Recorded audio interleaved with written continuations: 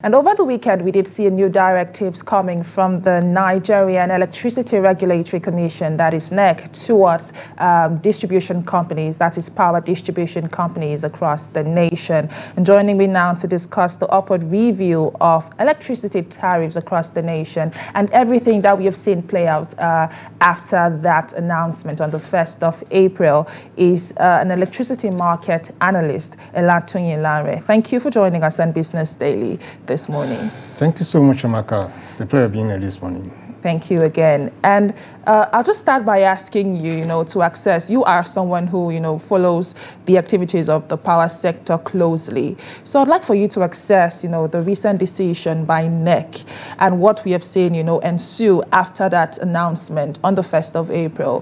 What would you say is, okay, let's just start with the assessment. What are your thoughts on that? The recent, there have been a lot of reactions, and I see a lot of misrepresentation of what actually happened. So I wouldn't call what happened tariff increase. It was just subsidy removal for a segment of the market. The band A customers, the so-called affluent Nigerians that enjoy at least 20 hours of supply of electricity every day. So what government has done is, through the regulator NERC, is to remove subsidy for this segment of the Nigerian electricity customers. The challenge is that the subsidy burden is too much for the government to bear, and because there have been a lot of changes in the parameters used in arriving at end users tariff. So it wasn't an increment, so to speak, but it was just subsidy removal for a segment of the market. A lot of people have been complaining before that it's only the rich that are enjoying subsidies because they enjoy longer hours of electricity supply. So what government has done is to make sure that the rich subsidize the poor or the vulnerable among us. So it was more of a subsidy removal for a segment of the market, not increment per se.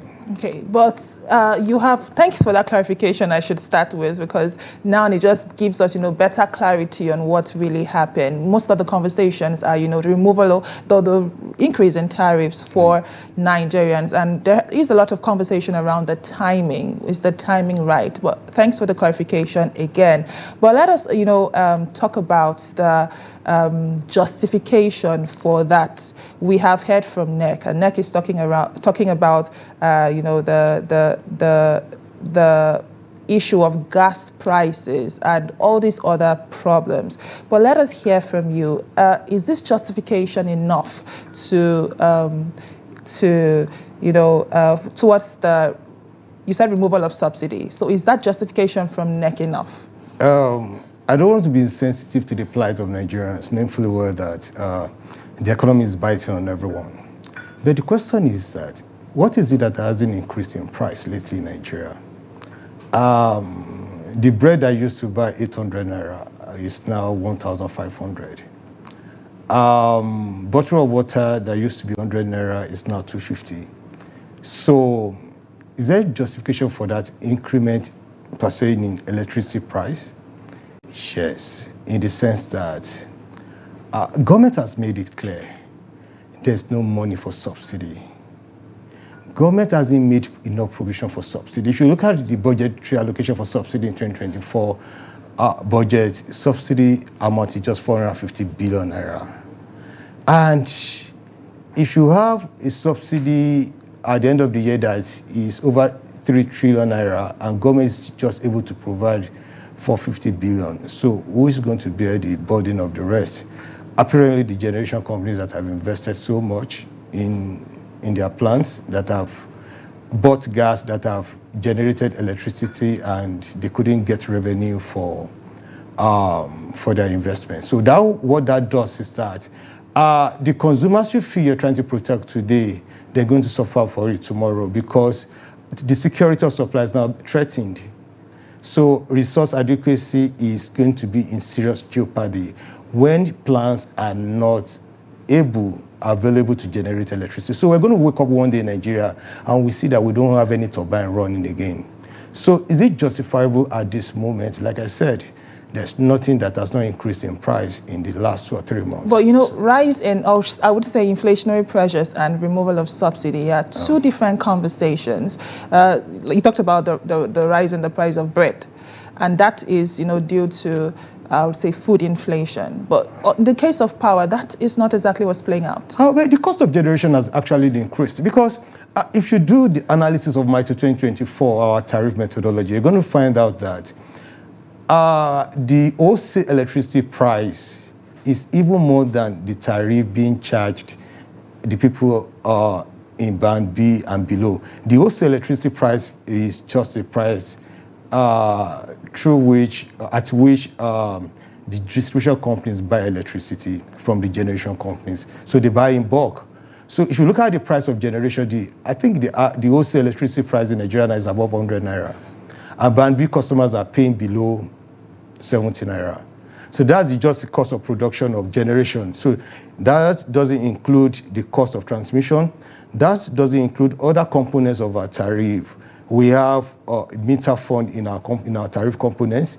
We have CBN loan that they gave the industry from our tariff. Then distribution companies, so they have their component out of that tariff. By the time you look at our tariff component and how much is allocated to each segment of the market, you still see that the people in band B and below are actually enjoying subsidy. So what government has done, which through NERC, which I believe is very strategic, is that the people that are considered affluent, so that enjoy more electricity, let them pay for electricity. The reason being that if you look at alternative for them, whether captive generation running their fuel or generator or diesel or generator, the cost of being on the grid is still quite lower than the cost of running their generator. So it still makes a lot of sense, because at this point the regulator has to make a decision, and they try to make a decision that they considered fair to every Nigerian.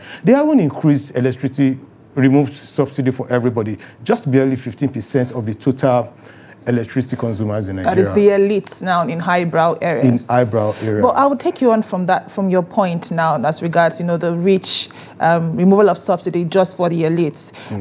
There has been, a lot of conversations and, I would say, reactions from people as to the categorization, band A, band B, and the likes. Yeah. And most of them would say that even these band A consumers don't even have up to 20 hours of power on a daily basis. But let us hear your thoughts on that. I actually agree with you, and the regulator is actually making a frantic effort to make sure that the number of hours that the customers are supposed to enjoy, they really have that. So they have a mechanism of determining that now, because if you look at it, a lot of customers that were under banded, a lot of feeders that were under banded before have been downgraded because they've discovered that DISCOS cannot deliver electricity for 20 hours for those feeders. So the regulator has a mechanism right now where they have a near real-time data of what hours of supply on each of those feeders, and I believe they're going to improve on that. Okay. Over time, there has been, calls for removal of subsidy from the IMF. I have seen quite, a number of reports, consultation reports from the IMF asking that, subsidy in the power sector is removed. But I am curious, is there a way, we can have some sort of balance, between these reforms and the affordability on the side of the consumers? Because I believe that at this point, these band A users are paying heavily for, the power they are consuming. But is there no balance that can be achieved, rather than this, should I say, shocks that Nigerian consumers are being met with? The challenge of subsidy is that it doesn't allow investments to flow into the country. No investors want to come to a market where the market relies on subsidy from the government, because the subsidy from the government is not always assured. So investors want to come where they see a clear path to cost recovery. So another problem about subsidy is that it doesn't give incentive to optimal performance from market players. So one way of trying to lower electricity price is we have to take a look at we have to encourage competition in the market, in the electricity market. So we have to understand where we are in our electricity market. We were coming from vertically integrated power system, now in a single buyer model. So the regulator will be trying to transit into a wholesale competition, and the competition is not really there because most of the conditions that have to be met are not there yet. But the market has to be competitive. When there's enough competition in the market, then the electricity price can go down. Then we have to look at our generation portfolio. Are we generating at least cost? What type of generation resources that we do have in the country? Is there any much investment? So if you want to achieve lower electricity costs, then competition must come in. Okay. So for now, the market is not competitive at all. Okay, and let us now move on to the directive from NERC over the weekend to DISCOS. And one thing that NERC hammered on is, effective communication, because when that directive initially was released, there was so much misinformation in this public space. But then there was, the area of communication that NERC hammered on in the directive that was recently released. But let us hear from you. Is there a more, an easier way this communication should have, been transmitted to the people? And how much of an importance is communication in all of this? Because personally, I feel like there was just so much misinformation out there, especially from DISCOS. But let's hear from you. What are your thoughts on that? When a change like this occurs, people always bound to make different insinuations and assumptions that are not valid or that are not correct. I think NERC is doing enough now to make the public know that, okay, this is what we've done. As of yesterday, I got to know that they actually engaged some civil society, civil organizations, some organizations to disseminate information on their behalf. And I'm sure that they're going on many radio programs to sensitize people what this is all about. So as regards communication, I believe they can still do a lot. And I believe media houses like yours can actually help better to educate the populace about the recent happening in the power sector. Well, good thing we're having conversations like this. So let's talk about, the outlook moving forward. Do you believe that there are, some sort of key priority areas for the Nigerian government and, of course, NERC towards addressing the issues and the challenges that are currently being faced in the electricity sector? And if there is, what are your suggestions? The problem in this sector is quite enormous, and I'm going to agree with that.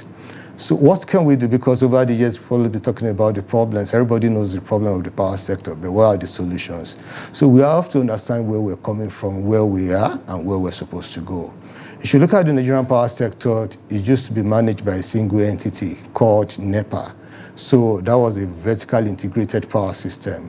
So the market was supposed to transit from vertically integrated monopoly to wholesale competition called medium-term market, and to the last stage of the market called retail competition, where you and I, customers, have choices of who their supplier is. So every problem we're experiencing in the power sector today is actually inherent in the single buyer model, where MBET is the sole trader in the wholesale market. So that monopoly of MBET actually contains the market. So what can we do at the interim? The Electricity Act 2023 is out, and the law has been enacted.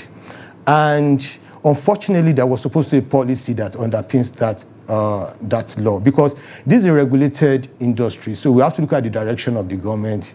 We have to look at the direction of the regulator. So what can be done at the interim, like you suggested?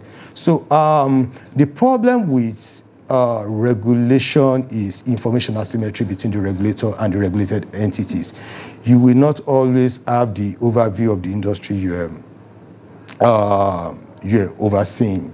So you allow competition to run in. So when competition comes in, so that brings efficiency. So the Nigerian power sector has to go into full competition. There have been a fear around that because of our network reliability, that we don't have the network that can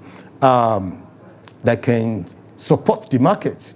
And beside competition, the rules of the markets have to be strictly adhered to. There's no market, no matter how well designed your electricity market is, if the rules are not enforceable, the players are free to behave in certain way. So it's because of the rules that will make them to behave in certain way that will make the objectives of the market to be actualized. So there must be enforcement of rules. So the rules have to be clearly stated.